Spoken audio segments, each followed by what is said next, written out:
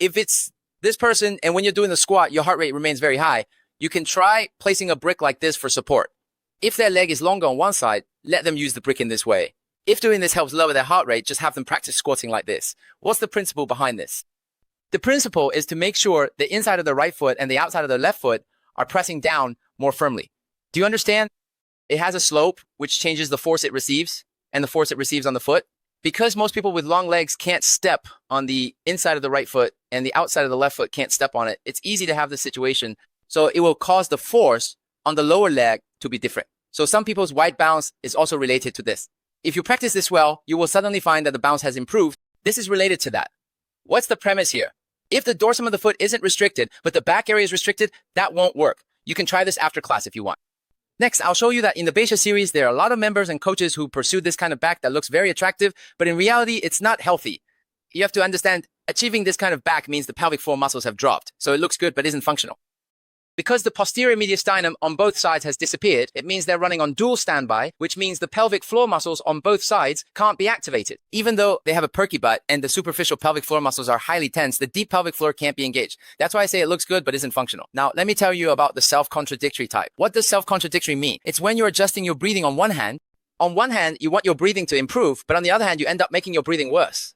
This is because many coaches aren't really sure whether at your current stage you should focus on breathing first, core stability first, or muscle strength first. They can't tell the difference. Also, the time spent on breathing exercises is very short, maybe just before or after each training session. 3, just 5 to 10 minutes most of my time is spent on other things, and as a result, my breathing gets worse and worse, my digestion gets worse, my sleep gets worse, and I can't manage my emotions well. So, as you can see, many coaches end up both destroying and rebuilding at the same time. Next, I'll introduce how to quickly eliminate your posterior mediastinum. For example, with this kind of movement, if your lung capacity is already below standard and your resting heart rate is already high, if your pelvic floor muscles are already overactive and your pelvic diaphragm can't be activated at all, if you do too much of this kind of training, your originally unilateral posterior mediastinum will disappear and become bilateral. For exercises like these, let me first say there's nothing wrong with the movements themselves. What are these movements?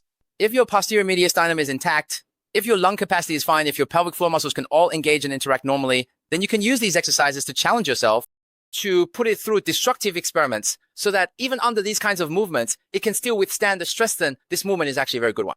So there's no such thing as a good or bad movement in itself. It's just that it might not be suitable for you at your current stage. So I'm not saying yoga is bad, nor am I saying Pilates is bad. In a moment, I'll also show a lot of weightlifting exercises because I lift weights every day. So it really has nothing to do with the movement itself. It's just about whether it's suitable for you at your current stage. That's all.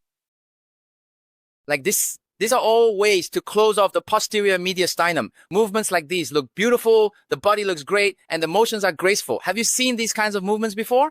Some people say, teacher, I've seen them, I do them every day. When the leg is standing like this, what is the state of the ilium? That's right, the right side is more externally rotated and the left side is more internally rotated. For people with longer bodies, isn't the left side already internally rotated? So that's why they stand like this.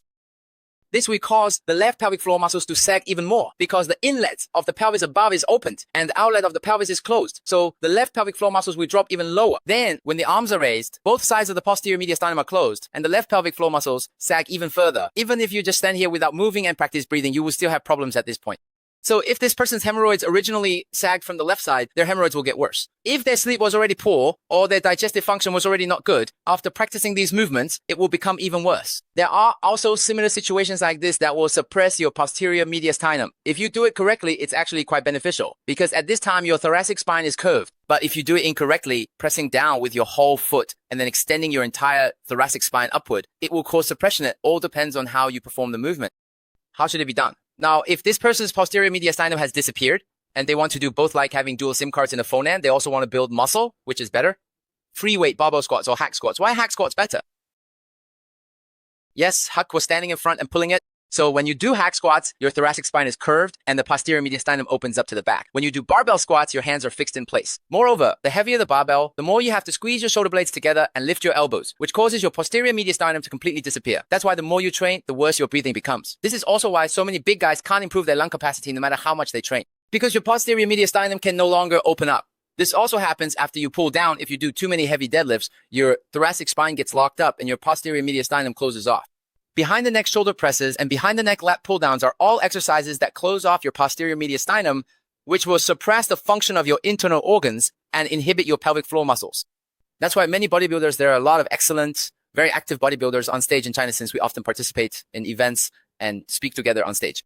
Together. Sometimes we eat together. So I know that right now some of them have hemorrhoids, some are experiencing visceral dehydration, and some are dealing with urinary leakage. These behind the neck high lat pull downs, a lot of women shaping classes do these kinds of movements every day. They do these kinds of movements every single day. Doing these pulling movements every day, and also if you lock your thoracic spine too rigidly, have you ever looked into powerlifting? In powerlifting training, in order to push more weight on the bench press, they teach you to first pinch your shoulder blades together, right? First pinch your shoulder blades together really tight. If you can't pinch them in, they'll use their hands to push both sides for you. And then when they breach up like this, the range of motion becomes shorter. That way, it's easier to push the weight up. So basically, once they get into that position, they can't really get out of it. And if they try to push outward, they can't do it either. And for movements like the hip thrust, if you can actually use a posterior pelvic tilt during the lift, that's fine. But if you can't achieve a posterior pelvic tilt and instead compensate by extending your entire spine, especially if during the hip thrust, you're tilting your head back, that's a disaster, because then you're shutting everything down in the back. If you can keep your chin tucked, it's a bit better, and your thoracic region can still provide some support. But if, as you push your hips up, your head tilts back, that means your entire spine is in extension.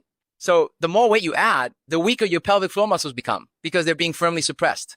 Also, your thoracic support is being lost as you train this way. Also, constantly pressing down on your thoracic spine all day long, frequently applying downward pressure to your thoracic spine, or trying to help you with realignment can easily cause your posterior mediastinum to shut down because it's already locked and extended.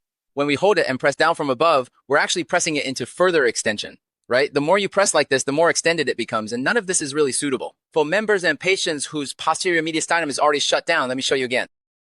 If you are already a mother, very often as a mother, I understand your love for your child, but many mothers are not familiar with this kind of professional knowledge.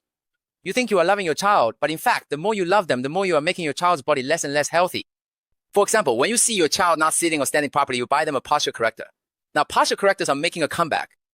The people buying posture correctors now are those born in the 1980s, the same group who used them in the 1990s. It seems like your child looks more poised, but in reality, when you do this, you are actually compressing your child's thoracic structure, pushing it inward. It's the same when you enroll your child in dance classes, making them open their chest and shoulders every day. You end up diminishing their thoracic structure, causing spinal scoliosis, making their emotions overly sensitive, and impairing their internal organ function. As a result, the child becomes more and more rebellious, communicates less and less with you, and the distance between you grows. Many parents wonder, I treat you so well, so why is there such a gap between us? The same goes for taekwondo classes and modeling classes, where kids are made to stand against the wall. Not only do they have to stand at school, but after class, parents are told to make sure their child finishes their homework, so it turns into parents saying, you have to stand against the wall while watching cartoons. From a young age, this puts excessive strain on your child's knee joints, and as a result, their posterior mediastinum is also compromised. So if children do these things from an early age, it will definitely affect their fertility rate when they grow up. When they grow up, it will be difficult for them to conceive, because the position of their uterus will be incorrect, and their pelvic floor muscles will have been suppressed since childhood. So the fertility rate of the entire country will be affected as a result, and their emotions will also be impacted. In addition, there are mothers with obsessive compulsive tendencies who make their children do homework in this way and then buy these kinds of things for their kids, making them lie down every day. But children's muscles are not that strong and their ligaments are not that tight. Therefore, their bones are very prone to deformation. If from a young age, when their spinal joints are still unstable, you prematurely close off their posterior mediastinum, it can cause problems. Well, it's because you don't really understand this. There are so many of these products being sold on Douyin, and a huge number of parents are buying them for their kids, making their children wear them every day. This ends up causing them to develop winged scapula. In other words, the more these things are sold, the better our business will be in the future, because they're basically raising our future patients from a young age with these products. It's all fake. Whether it's fake or real, people end up injuring themselves, even giving themselves insomnia from training, and yet it all looks so professional on the surface. There's also this kind of thing making a child's iliac bones abduct from a young age, which ends up loosening all the ligaments around their hip joints.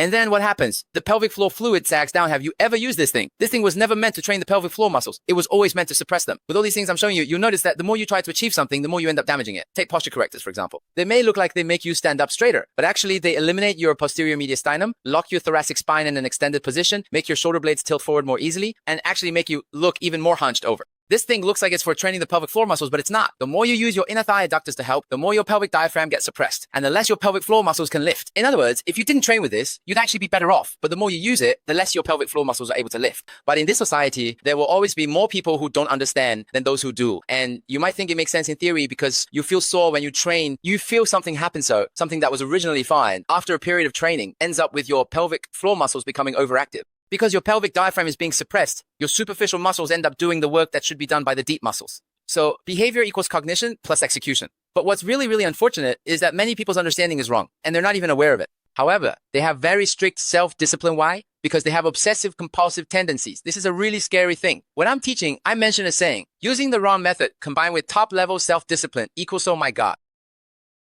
you've got it completely backwards. Yes, that's exactly the outcome. So the hardest thing for people to change is their way of thinking. As a mother, if your understanding is flawed and you also have obsessive compulsive tendencies and are very anxious, then your child is going to have a really tough time. Ever since your child was little, their well-being has been affected by your obsessive compulsive tendencies and your so-called love for them, which actually makes them less and less healthy. That's why having the right knowledge is so important. You need to understand these things. Otherwise, in your pursuit of health, you're actually making yourself less healthy every day, getting up at the crack of dawn, eating only boiled vegetables, eating boiled chicken breast. Every day you spend time at the gym, adding more weight, closing off your posterior mediastinum. How many coaches are doing this kind of thing? This is what happens when you use the wrong methods combined with top-level self-discipline. Some people are so busy that they work out late into the night, and in the end, it turns out, oh no, I did it all wrong. Okay, that's it for today's lesson. Tomorrow, we'll continue with the posterior mediastinum. We've basically finished the first step of everything we covered today about the posterior mediastinum. Tomorrow, after we finish dealing with the posterior mediastinum, I'll talk about what to train next, and that's a question for you to think about. Then tomorrow, I'll start talking about the second step, the training that comes after dealing with the posterior mediastinum.